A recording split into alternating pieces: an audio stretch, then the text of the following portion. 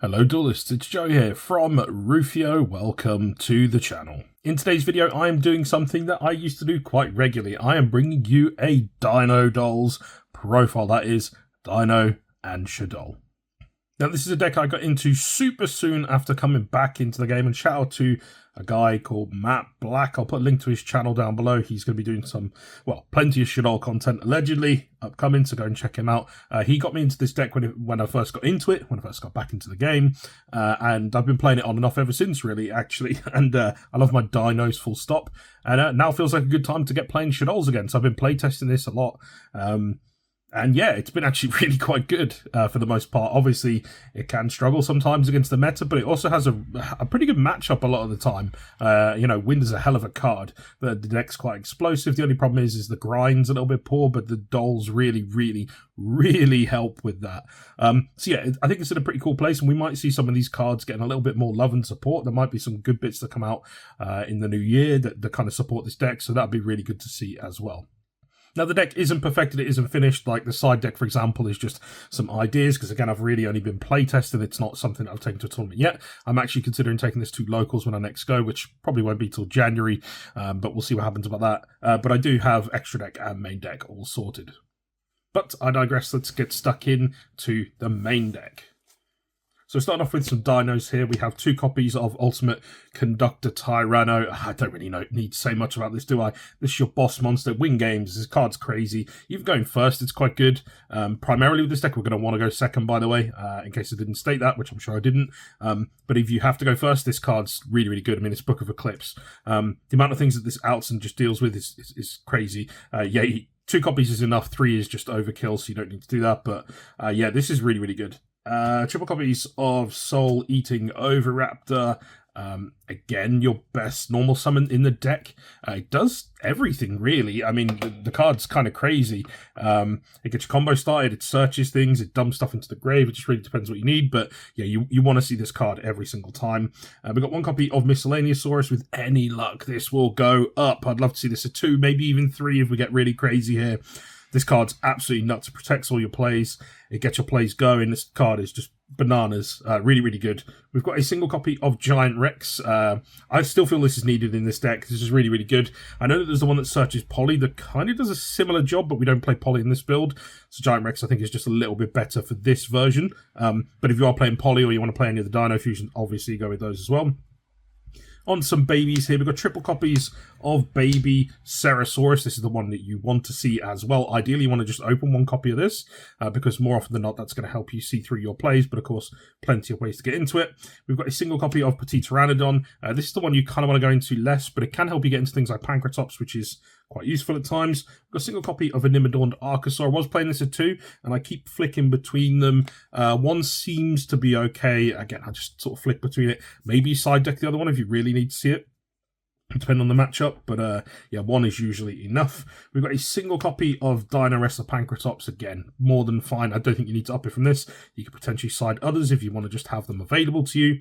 And then for our final dino here, we've got Dugaran, the Mad Flame Kaiju. This is just good for outing really awkward stuff in the current meta.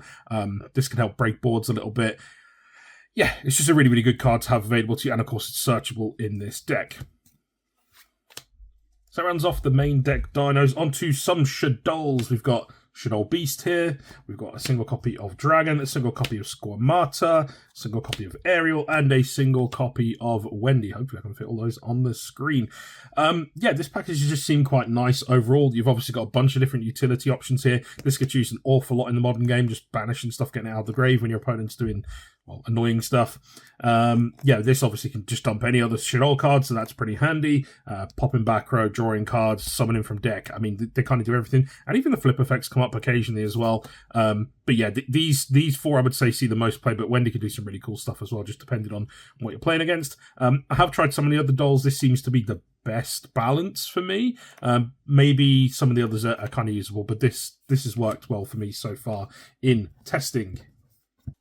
Our final normal summon the deck here, we've got Blazing Cartesia, the Virtuous. This is something that, again, suggested by Matt Black, shout out. This is really, really cool because you can normal summon, obviously, do things like Shaddoll fusions effectively from hand and field or whatever. You can basically just fusion summon off this, which just can sometimes come up if you don't have Shaddoll fusion available. Just really, really cool being able to get into those monsters. And of course, it recurs itself from the graveyard, so you've got that loop. It's just a nice normal summon option if you don't have any others available to you. So it does come up occasionally. This came in place of Shaddoll Chaos, which didn't really come up an awful lot. And then our final monsters for the deck, triple copies of Fuelos. I think you have to play this. There's not really much to say. This is searchable as well off Animadorn. Not that that ever really comes up, but technically it's possible. On to some spells here. We've got Double Evolution Pill. 2 copies of this. 2 is more than enough. You do not need a third. We've got triple copies of Fossil Dig. Not much to say here. Searches does everything you need to do. Triple copies of Shaddoll Fusion. This card is so good. I just wish that it didn't have that restriction of your opponent having to have something from the extra deck, or it'd be absolutely crazy. I'd love to see a card like that come out. We've got triple copies of Super Poly. It's really, really good. Again, going first or second, this is really good. This helps break a lot of boards in the current game. And quite often, if you're really stuck, it can be normal summon a Shaddoll and then use this. And you can get rid of your opponent's field a lot of the time.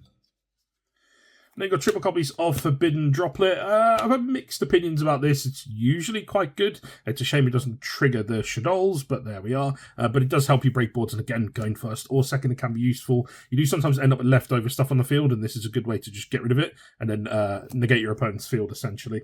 We've got triple copies of Triple Tactics Thrust. Yeah, it's a self-explanatory card, I believe. It's pretty good for getting this as well. So Triple Tactics Talent.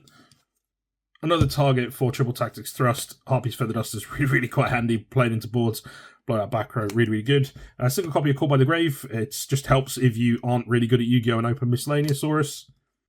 And then for our final card in the main deck, it is Shaddoll Schism. Obviously, just helps make fusions. Not much to say there. Card's really, really good. A lot of the time when you're looping those as well, you keep making Shaddoll fusions and get rid of stuff off the field. It's really, really handy. So that's it for the main deck. On to the extra deck token. Obligatory. We've got 2 copies of Shaddoll Construct. It's one of the best ones, not much else to say. It's really fucking crazy. We've got 2 copies of Winda. I think 2 is fine. You don't need a third. The extra deck space is really tight in this deck. Winda's really good. Again, it wins games on its own. A lot of time you can break boards, set up everything you want, and then establish one of these at the end, and you're in a really good place. Or quite often, of course, you can get it off Schism, send a card to the graveyard, and then stop your opponent from really playing on from there. A single copy of Shek, again, comes up occasionally. It's less so than the others, but it is pretty good. And then we've got a single copy of App Cologne. This card's really, really quite strong. Onto some Super Poly targets. These I'm not 100% decided on as being the optimal choices, but they seem to be serving me quite well. I know that there's quite a few options out there, but these have been really quite good overall. This is probably the most optional out of all of them, Starving Venom, but yeah, it's still pretty good. We've got Link Monsters, we've got SP Little Knight, IP Masquerena. Again, quite often you end up with like spare stuff on the field, and these are a really good way to just make use of them without them just being wasted. And of course, the great utility cards. We've got Lagia, we've got Dolka. I think you need to play this if you're playing Dinos, not much else to say there. We've got Baguska, just helps buy time if you get stuck. And then we've got Zeus. Board wipes are nice, and you can OTK in this deck quite easily. So, yeah, that's pretty good for that. Now, in terms of side deck options, I've really just only got a handful of cards here for ideas. Again, another obligatory token. Shout out the boys. Yeah, there's not a ton of options. I haven't really settled on exactly what I would say to put in here. I've got my Charming Meows here. I mean, Disparulia, both options that you consider. I'd probably have both sided just in case of the matchup. Overtext Quietless is really, really good if you think you're going to be going first. It's just a good negate option. It becomes another way to search Pill, which is quite handy. So I quite like this going in first. We've got Nibiru. Brilliant. Going in with this deck, you just nuking your opponent's board, and then you can kill them through it. It's quite easy. We've got Lost World. This is something that doesn't make it into the main deck. It conflicts just way too much for the most part. But there are games where you're going to play into stuff that just has super amounts of like targeting effects, or you just need to make things a little bit smaller, or the tokens, because if your opponent has tokens, it's not just got to be the tokens from this, but it can stop them from doing things to you as well. It can help in those kind of games. There are also games where you just need to see the combos go through for the dino bits, and this will just help you get there. So that's another option to play. The rest of it, I guess you can just play things like board breakers, maybe some going first cards is handy to have in here, but I don't really know what to settle on there. So again, I'm not going to suggest anything too much more. With all this, that's it for the deck profile. Hopefully you enjoyed it enough to hit subscribe, maybe even the notification bell as well. If you've got any suggestions down below, things that's maybe worth trying out, maybe you've played this deck and you've got some great ideas of what you can do. Maybe you've got some ideas of how we can use those new Shaddoll cards that we think are going to be coming out in maybe a few months' time in this deck. That'd be really, really cool to see. And, you know, if you're hyped for the new Dino support that we think is going to be coming out soon as well, let me know down in the comments. Thanks again for coming along. I do appreciate you being here, and I'll see you in the next one.